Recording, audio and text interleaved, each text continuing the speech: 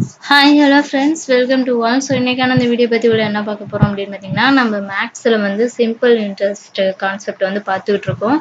So model 5 வரைக்கும் நம்ம வந்து கம்ப்ளீட் பண்ணிட்டோம். ஸோ இன்றைக்கி வந்து மாடல் 6 தான் பார்க்க போகிறோம். அதாவது மாடல் 6ம் மாடல் 7 ரெண்டும் பார்த்துடலாம். ரெண்டுமே வந்து சிம்பிளாக தான் இருக்கும்.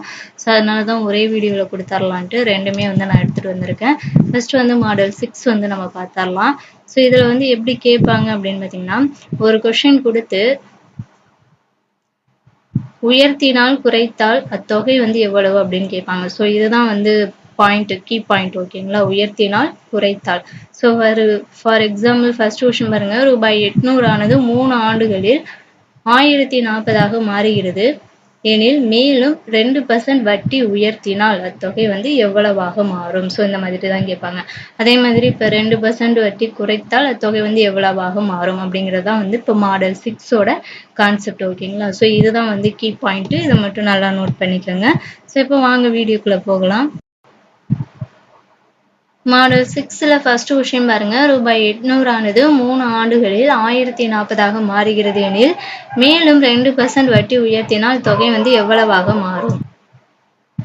ஸோ இதில் நமக்கு என்னென்ன கொடுத்துருவாங்க அப்படின்னு பார்த்தீங்கன்னா, அசல் தொகை கொடுத்துருவாங்க, ஆண்டு கொடுத்துருவாங்க, அதே மாதிரி பார்த்தீங்கன்னா வட்டி வீதம் வந்து கொடுத்துருவாங்க. ஓகேங்களா? ஸோ அப்போ இந்த அமௌண்ட் என்ன அப்படின்னா, இதுதான் வந்து அமௌண்ட், உங்களுடைய மொத்த தொகை. இந்த ரூபாய் 800 ஆனது 3 ஆண்டுகள் வந்து 1040 வந்து மாறுது. ஸோ இதை வந்து 2% வட்டி உயர்த்தினோம்னா இந்த அமௌண்ட் வந்து எவ்வளவா மாறும் அப்படிங்கிறதான் வந்து கொஸ்டினே. ஓகேங்களா? ஸோ அப்போ வந்து நமக்கு பிரின்சிபல் ஆஃப் அமௌண்ட் கொடுத்துருவாங்க, ப்ளஸ் வந்து ரேட் ஆஃப் இன்ட்ரெஸ்ட் ஆண்டு கொடுத்துருவாங்க, அமௌண்ட் கொடுத்துருவாங்க. ஸோ 2% வட்டி உயர்த்தினாங்கன்னா அது வந்து எவ்வளோ அமௌண்ட் வந்து எவ்வளோ வரும் அப்படிங்கிறதான் நம்ம பார்க்கணும். ஸோ ஃபர்ஸ்ட் கொஸ்டின் பாருங்க. ஃபார்முலா படி தான் நம்ம செய்ய போகிறோம். ஃபார்முலா என்ன? சிம்பிள் இன்ட்ரெஸ்ட்க்கு ஃபார்முலா என்ன? SI = BNR/100.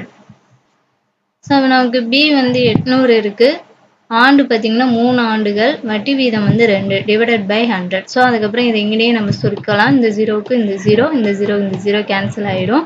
ஸோ அதுக்கப்புறம் பேலன்ஸ் உள்ளதை நம்ம பெருக்கணும்னா நமக்கு வந்து சிம்பிள் இன்ட்ரெஸ்ட் 48 அப்படிங்கிறது ஆன்சராக கிடச்சிரும். ஓகேங்களா?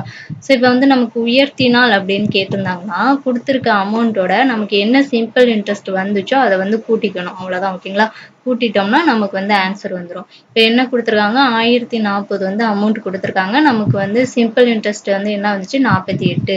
ஸோ உயர்த்தினால்னா கூட்டிக்கணும், குறைத்தால் அப்படின்னு வந்துச்சுன்னா நம்ம மைனஸ் பண்ணிக்கணும். வந்திருக்க ஆன்சரை வந்து அப்படியே மைனஸ் பண்ணிக்கணும். அவ்வளோதான். ஸோ அப்போ இதை நம்ம கூட்டணும்னா நமக்கு 1088 அப்படிங்கிறது விடையா கிடைச்சிரும். ஓகேங்களா? ஃபர்ஸ்ட் சம்முக்கு வந்து இதான் ஆன்சர்.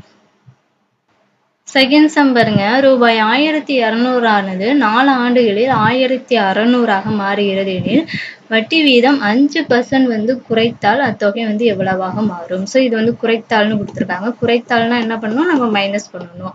அப்போ நமக்கு வந்து அசல் தொகை வந்து 1200, ஆண்டு 4 ஆண்டு, வட்டி வீதம் 5%, அமௌண்ட் வந்து எவ்வளோ கொடுத்துருக்காங்க? 1600.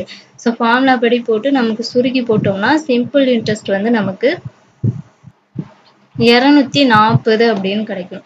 ஸோ இந்த சுருக்கி போடுறதெல்லாம் நீங்களே வந்து ட்ரை பண்ணி பாருங்க. அப்போதான் உங்களுக்கு வந்து எக்ஸாமில் அந்த ஸ்பீடு வரும். ஸோ அதுக்கப்புறம் வந்து நமக்கு குறைத்தால் அப்படின்னு கொஸ்டினில் கேட்டிருக்காங்க. அப்போ கொடுத்துருக்க அமௌண்ட்டோட நம்ம என்ன சிம்பிள் இன்ட்ரெஸ்ட் வந்துச்சோ அதை வந்து மைனஸ் பண்ணிக்கணும். மைனஸ் பண்ணோம்னா நமக்கு வரக்கூடிய விடை தான் வந்து ஆன்சர். ஓகேங்களா? ஸோ ஒரு கான்செப்ட் மட்டும் தெரிஞ்சுக்கோங்க. குறைத்தால் அப்படின்னு வந்தால் மைனஸ் பண்ணணும், ப்ளஸ் உயர்த்தினால் அப்படின்னு வந்தால் ப்ளஸ் பண்ணணும். அவ்வளோதான். இதை மட்டும் கொஞ்சம் நல்லா ஞாபகம் வச்சுக்கோங்க. ஸோ இந்த தேர்ட் சம் பாருங்க. இது வந்து உங்களுக்கு ஹோம்ஒர்க் சம்மு. ஸோ உடனே வந்து நீங்கள் ஆன்சர் போட்டு என்ன ஆன்சர் வருது அப்படிங்கிறத மறக்காமல் கமெண்ட் பண்ணிடுங்க. ஸோ ரூபாய் 900 ஆனது 3 ஆண்டுகளில் 1200 மாறுகிறது எனில் மேலும் 3% வட்டி உயர்த்தினாங்கன்னா அத்தொகை வந்து எவ்வளவாக மாறும். ஓகேங்களா? இது ஒரு ஸ்க்ரீன்ஷாட் கூட எடுத்து வச்சுக்கோங்க. எடுத்து வச்சுட்டு என்ன ஆன்சர் வருது அப்படிங்கிறத மறக்காமல் கமெண்ட் பண்ணிடுங்க. ஃபோர்த்து சம் பாருங்க. ரூபாய் 1000 ஆனது தனி வட்டி வீதத்தில் 3 ஆண்டுகளில் ரூபாய் 1150 ஆகிறது எனில் அதன் வட்டி வீதம் 3% வந்து அதிகரிப்பதால் கிடைக்கும் மொத்த தொகை வந்து எவ்வளவு அப்படின்னு கேட்டிருக்காங்க. ஸோ நமக்கு அசல் தொகை 1000, ஆண்டு 3 ஆண்டுகள், வட்டி வீதம் 3. ஃபார்முலா படி போட்டு சுருக்கி போட்டோம்னா நமக்கு சிம்பிள் இன்ட்ரெஸ்ட் வந்து என்ன கிடைக்கும்னா 90 அப்படின்னு கிடைக்கும். ஸோ கொஸ்டின்ல என்ன கேட்டிருக்காங்க? அதிகரித்தால் நமக்கு கிடைக்கக்கூடிய தொகை என்ன அப்படின்னு கேட்டிருக்காங்க. இப்போ அமௌண்ட்டோட நமக்கு கிடைச்ச தனி வட்டியை போட்டு ப்ளஸ் பண்ணோம்னா நமக்கு வந்து விடை கிடைச்சிரும். ஓகேங்களா? அப்ப என்ன விடைனா 1240 அப்படிங்கிறது தான் இந்த கொஸ்டினுக்கான ஆன்சர். ஸோ நெக்ஸ்ட் வந்து 5th கொஸ்டின். இதுவும் வந்து உங்கள் ஹோம்ஒர்க் சம் தான். இதுக்கும் என்ன ஆன்சர் வருது அப்படிங்கிறத போட்டு பார்த்து கமெண்ட் பண்ணிருங்க. ரூபாய் 1000 5 ஆண்டுகளில் 1500ஆக மாறுகிறது எனில் வட்டி வீதத்தில் 2% அதிகரித்தால் அத்தொகை வந்து எவ்வளவாக மாறும்?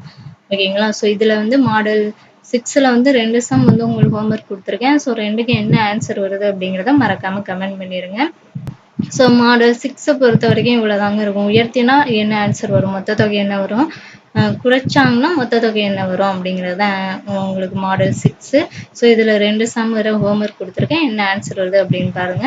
ஸோ நெக்ஸ்ட் வந்து மாடல் 7 வந்து பார்க்கலாம். ஸோ மாடல் 7 அப்படி பார்த்தீங்கன்னா உங்களுக்கு வந்து 2 ஆண்டு கொடுத்துருப்பாங்க, 2 தொகை கொடுத்துருப்பாங்க, 2 அமௌண்ட் கொடுத்துருப்பாங்க. இதை கொடுத்து இதுக்கான அசல் என்ன, வட்டி வீதம் என்ன அப்படின்னு சொல்லி கொஸ்டின் கேட்பாங்க. ஓகேங்களா? ஃபார் எக்ஸாம்பிள் கொஸ்டின் பாருங்க. ஒரு தொகையானது 3 ஆண்டுகளில் வந்து 725 ஆகும், 4 ஆண்டுகளில் 800ஆகவும் மாறுகிறது எனில் அந்த தொகை வந்து எவ்வளவு அப்படின்னு கேட்டிருக்காங்க. ஓகேங்களா? ஸோ இப்படிதான் கொஸ்டின் வந்து கேட்பாங்க. இப்போ வந்து ஃபார் எக்ஸாம்பிள் நீங்க என்ன கீ பாயிண்ட் வச்சுக்கணும்னா 2 ஆண்டு கொடுத்துருப்பாங்க, 3 ஆண்டுகள் 4 ஆண்டுகள் 2 ஆண்டு கொடுத்துருக்காங்க. அதே மாதிரி தொகை அமௌண்ட் வந்து 2 அமௌண்ட் கொடுத்துருப்பாங்க. ஸோ இந்த மாதிரி கொடுத்து அதோட தொகை என்ன அப்படின்னு கேட்பாங்க. ஓகேங்களா? ஸோ இந்த மாதிரி கொஸ்டின் வர்றது வந்து மாடல் 7. ஸோ இது வந்து எப்படி செய்யலாம் அப்படிங்கிறத பார்க்கலாம். ஸோ ஃபர்ஸ்ட் கொஸ்டின் பாருங்க. ஒரு தொகையானது 3 ஆண்டுகளில் வந்து 725ஆகவும் 4 ஆண்டுகளில் வந்து 800ஆகவும் மாறுகிறது எனில் அந்த தொகை வந்து எவ்வளவாக இருக்கும் அப்படின்னு கேட்டிருக்காங்க. ஸோ ஃபர்ஸ்ட் வந்து கொடுத்துருக்கத அப்படியே எடுத்து எழுதுங்க. 3 ஆண்டுகளில் வந்து 725, 4 ஆண்டுகளில் வந்து 800. ஸோ இதை வந்து அப்படியே மைனஸ் பண்ணுங்க. ஓகேங்களா? மைனஸ் பண்ணுங்க. இது மைனஸ் பண்ணோம்னா நமக்கு வந்து 1 இயர் கிடைக்கும். ஓகேங்களா? இதை மைனஸ் பண்ணோம்னா 75 அப்படிங்கிறது கிடைக்கும். நீங்க வந்து மைனஸ் பண்ணி பாருங்க, கரெக்டா ஆன்சர் வரும். ஸோ இது நம்மளுக்கு வந்து மைனஸ் பண்ணி வரக்கூடிய விடை தான் வந்து வட்டி. ஓகேங்களா? Rate of interest. ஸோ இதை மைனஸ் பண்ணி வர்றது தான் வந்து நமக்கு ரேட் ஆஃப் இன்ட்ரெஸ்ட். அப்போ ஒரு வருஷத்துக்கு வந்து நமக்கு எவ்வளவு வட்டி, 75 அப்படிங்கிறது வட்டி வந்து கிடைச்சிருக்கு. இப்போ நமக்கு என்ன கேட்டிருக்காங்க கொஸ்டின்ல வந்து அந்த தொகை எவ்வளவு அப்படின்னு கேட்டிருக்காங்க. அப்படின்னா அசல் தொகை எவ்வளவு அப்படின்னு அவங்க கேட்குறாங்க. ஸோ அப்போ நம்ம பி கண்டுபிடிக்க என்ன பண்ணணும் அப்படின்னு பார்த்தீங்கன்னா, இப்போ நமக்கு வந்து ஒரு வருஷத்துக்கு 75 அப்படிங்கிறத நம்ம கண்டுபிடிச்சிட்டோம் வட்டி. அப்போ இந்த 2ல ஏதோ ஒரு வேல்யூ வந்து நீங்கள் எடுத்துக்கோங்க. ஃபர்ஸ்ட் நம்ம 3 இயர்ஸ் 725 இருக்குங்க இல்லையா? ஸோ அதையே வந்து எடுத்துக்குவோம். அப்போ 3 இன்ட்டு கொடுத்துருக்க வேல்யூ, அதாவது 3 இன்ட்டு நமக்கு என்ன வட்டி வந்துச்சோ அதை பெருக்கிக்கோங்க. பெருக்குனா 225 அப்படின்னு வரும். ஓகேங்களா? ஸோ என்ன இயர் இருக்கு அப்படின்னு பாருங்க, என்ன ஆண்டு இருக்கு அப்படின்னு பாருங்க. அதோட நமக்கு கிடைச்ச வட்டியை வந்து பெருக்கிங்க. பெருக்குனா 225 அப்படின்னு கிடைக்கும். ஸோ அதுக்கப்புறம் அந்த 3 ஆண்டுக்கு எவ்வளவு தொகை கொடுத்துருந்தாங்க, 725. ஸோ அந்த 725ஓட இந்த 225 மைனஸ் பண்ணோம்னா நமக்கு வரக்கூடிய ஆன்சர் தான் வந்து அசல் தொகை. ஓகேங்களா? ஸோ இதையே வந்து நீங்க 4 இயர்ஸ் 800 இதுலயே வந்து நீங்க ஆட் பண்ணாலும் இதே விடை தான் வரும். நீங்க வேணா செக் பண்ணி பாருங்க. ஸோ இது வந்து 3ல வந்து நம்ம பெருக்கிறது கொஞ்சம் சிம்பிளா இருக்கும். சின்ன நம்பரை எடுத்து பெருக்கணும்னா கொஞ்சம் ஈஸியா இருக்குங்கிறது தான் நான் 3 ஆண்டுகள் 725ல வந்து இதை போட்டேன். ஸோ நீங்க 4 ஆண்டுகள் 800ல போட்டாலும் இதே விடை தான் வரும். ஸோ எப்படி போட்டாலும் ஆன்சர் வந்து கரெக்டா தான் வரும். நீங்க செக் பண்ணி பாருங்க.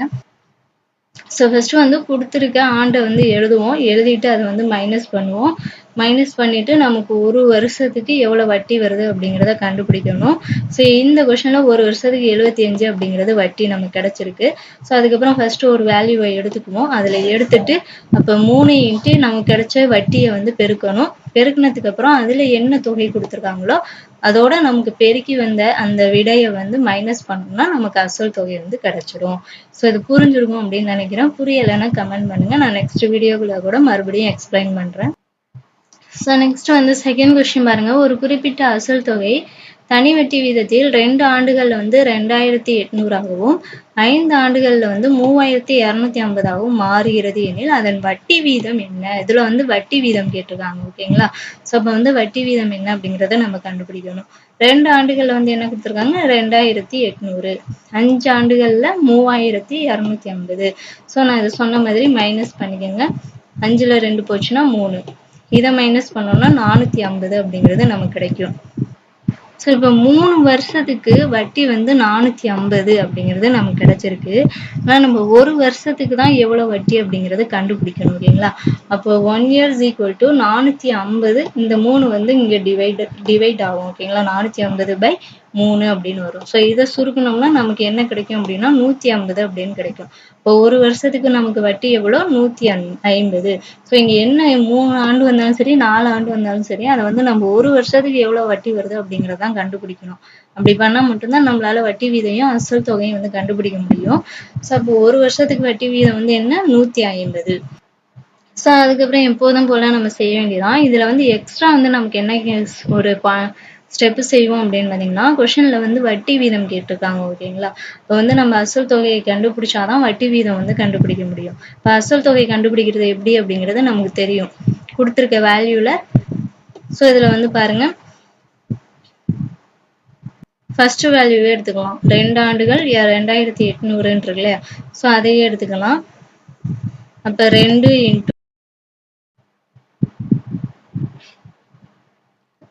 இன்ட்டு நமக்கு கிடைச்சிருக்க வட்டி வந்து 150. இதை பெருக்கணும்னா 300 அப்படின்னு நமக்கு கிடைக்கும். அப்ப இது தனி வட்டி வந்து நமக்கு 300 அப்படின்னு கிடைச்சிருக்கு.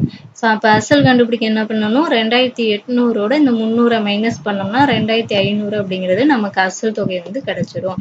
ஸோ கொஸ்டின்ல என்ன கேட்டிருக்காங்க வட்டி வீதமும் கேட்டிருக்காங்க. அப்ப வட்டி வீதம் கண்டுபிடிக்க என்ன பண்ணணும்னா ஸோ எக்ஸ்ட்ரா வந்து இந்த ஃபார்முலா படி செய்வோம் அவ்வளோதான். SI is equal to BNR/100. இந்த ஃபார்முலாவில் வந்து நம்ம கண்டுபிடிச்சிருக்க வேல்யூ எல்லாம் போட்டு சுருக்கி போட்டோம்னா நமக்கு வட்டி வீதம் வந்து கிடைச்சிரும்.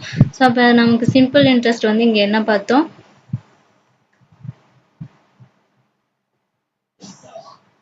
300 இருக்கு இல்லையா. 300 அசல் தொகை வந்து 2500.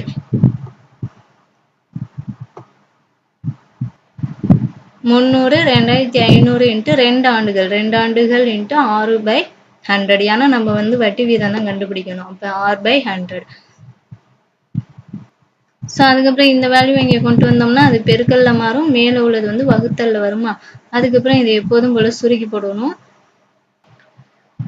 ஸோ இந்த ஜீரோவுக்கு இந்த ஜீரோ கேன்சல் பண்ணிடலாம். இந்த ஜீரோவுக்கு இந்த ஜீரோ கேன்சல் பண்ணிடலாம். ஒரு 25 25 12 25 300 அப்படின்னு நமக்கு கிடைக்கும். அதுக்கப்புறம் 2ஆல சுருக்கலாம். 6 2 12. அப்போ பேலன்ஸ் என்ன இருக்கு 6 தான் இருக்கு. அப்போ நமக்கு வட்டி வீதம் என்ன 6% அப்படிங்கிறது தான் இந்த கொஸ்டினுக்கான ஆன்சர். ஸோ ஒன்றும் இல்லைங்க கொஸ்டின்ல வந்து வட்டி வீதம் கேட்டிருந்தாங்கன்னா நம்ம அசல் தொகையை வந்து எப்படி கண்டுபிடிக்கிறோமோ கண்டுபிடிச்சிட்டு அதுக்கப்புறமா வந்து இந்த ஃபார்முலா படி நம்ம வட்டி வீதம் வந்து கண்டுபிடிக்கணும் ஓகேங்களா. ஸோ இந்த ஒரு ஸ்டெப்பு மட்டும்தான் எக்ஸ்ட்ரா வரும். இதுவும் ரொம்பலாம் கஷ்டம் இல்லை, சிம்பிள் தான், புரிஞ்சுக்கிட்டா ஈஸி தான் எதாக இருந்தாலும். ஸோ அதில் தேர்ட் சம் பாருங்க. இது வந்து உங்கள் ஹோம்ஒர்க் சம்.